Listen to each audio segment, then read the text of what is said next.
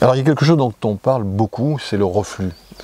C'est quoi le reflus? Alors le reflux, c'est quand tu as une partie du contenu de l'estomac qui remonte le long de l'œsophage. C'est ça le reflux. Alors ça peut faire remonter du liquide, l'acidité, ça peut faire remonter de la bile, ça peut faire remonter des aliments, ça peut faire remonter de l'air.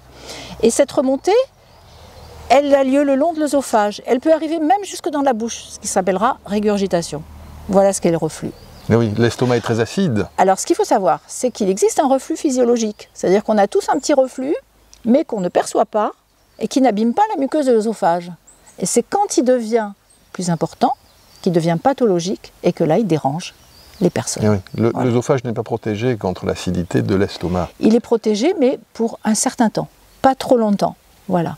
Et puis il faut que la muqueuse de l'œsophage soit suffisamment résistante à toute cette acidité, puisque de toute façon on a tous un petit peu de reflux, même acide.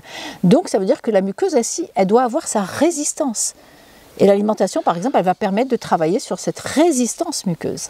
Et alors parfois le reflux, on s'en rend compte soi-même parce qu'on a des brûlures au niveau de l'estomac ou derrière, au niveau de l'œsophage, mais parfois parce qu'on tousse. On a des toux sèches répétitives qui finalement nous font le diagnostic du reflux gastro-œsophagien.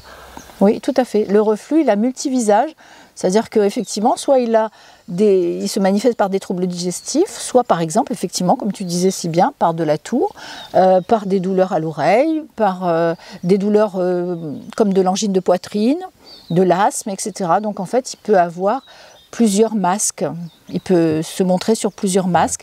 Et donc après, bien sûr, quand le patient a une toux, tu prenais l'exemple de la toux, il faut bien sûr consulter d'abord le pneumologue qui va éliminer une pathologie pulmonaire et qui après va envoyer le patient au gastro-entérologue parce qu'il sait qu'effectivement la toux est une manifestation atypique du reflux par exemple. Voilà comment ça se passe.